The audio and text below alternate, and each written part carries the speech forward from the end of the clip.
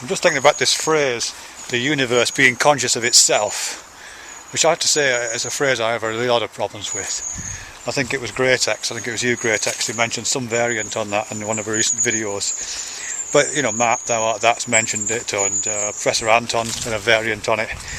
And it is a phrase with a history. You know, Carl Sagan said, I think exactly that, and Alan Watts said something similar to that. So it has a bit of a pedigree in those terms. And I can kind of see its value in a propaganda kind of way, or in as a piece of poetic image making. You know, I can easily imagine in a kind of post-Copernican universe in which we feel like terribly transient, frail creatures cast away on the Milton Keynes, version of the Milky Way. You know, right on the outskirts of a galaxy. Just tiny little sparks in a sea of immensity. I can certainly imagine in an existential experience like that it might be useful sometimes to place us front and centre by saying that we have this special role. And one that it is a kind of arrogance, but at the same time I can see it kind of useful in a way to.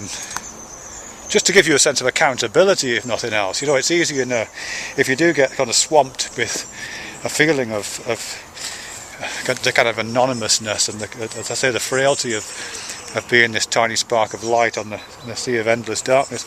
If that does bother you for a while, then then any kind of excuse to put yourself in the spotlight on the universal stage is not necessarily a good thing, but it does make you accountable at least. You know what I mean? It reminds you that even if in the great scheme of things are not very important, then we probably are important. We do is quite important to our neighbours and to the people who live down the street, or the people who live on the other side of the planet, whose resources we're probably plundering every time we go to the supermarket. So, just in terms of a reminder about accountability, I can see why that phrase, "we are the universe becoming conscious of itself," has that function. But at the same time, I don't think it makes any sense, and I sometimes suspect it's used almost as a piece of cod physics, quasi-physics, as if this is a true statement. And there's not. I don't think it is a true statement. I don't think it stands up to scrutiny, really. And for me, it's about this itself bit, a universe becoming conscious of itself. You know, I can become conscious of myself. And I think my dog is conscious of herself, kind of, although it's a very different self. And, maybe other animals can become conscious of themselves, or at least have selves that have got the glimmerings of consciousness of some kind.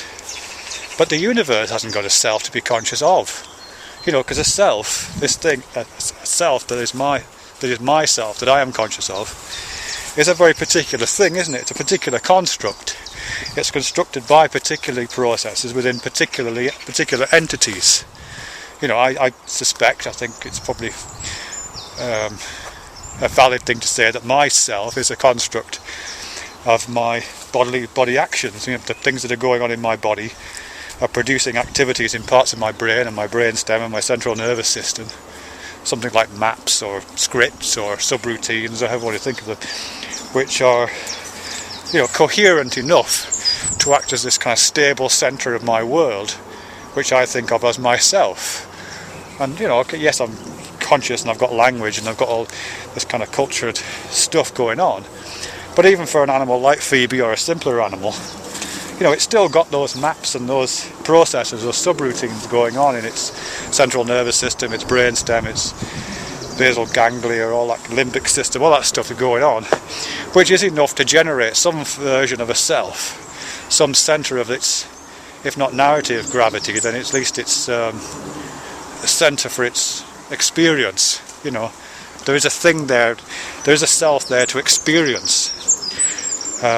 But the thing that is doing the experiencing, this self, there's no correlate of that in universal terms. The universe doesn't have any processes going on that we're aware of. I think we would be aware of them by now. It doesn't have any processes going on like that to generate a self that it can then become aware of. And it doesn't really work to say that, we are those processes. because we are seamlessly connected to the rest of the universe, and therefore our consciousness is the universe's consciousness. Because that just isn't true. That we're not seamlessly connected. There are seams. There is a seam around my body. Yes, it's porous, and it's constantly letting things pass through it, and the boundaries are constantly being rebuilt, and my skin cells are falling off, and my stomach lining is constantly changing, and the trillions of my blood cells are dying every second. Oops, go on, Peeves, let's go. Come on. Don't want to get into a fight with a dog. All this is happening, so there's a lot of exchange taking place, and there are systems flowing through me. But nevertheless, there is a boundary. It's a porous boundary, and an abject boundary in some ways. But it is a boundary nevertheless. If I can think of it in terms of bandwidth, the bandwidth of the systems going on inside my body is massive. The bandwidth of the systems that are going on outside of my body, ecosystems and ecological systems and physical and material systems, that's massive. But the bandwidth that joins the internal processes to the external processes is comparatively narrow. The channels of communication that flow through my senses, and the channels of material and energetic exchange that flow through my digestive and my metabolic and my respiratory systems and so on. That's quite a narrow bandwidth compared to the internal and external stuff. So there is a seam, there is a boundary which distinguishes this entity, myself, my body, from the rest of the world. And that's the body, that it's within that seamed boundary that myself is constructed, I think. So it doesn't make sense to say that my body is seamlessly connected to the universe, and therefore I am the self of the universe. I'm just not. I'm just not. This is I am conscious of myself. The universe is not conscious of itself because it hasn't got a self. That's what I think. What do you think, Jeannie? Jeannie doesn't know because Jeannie hasn't got a self. It's a boat.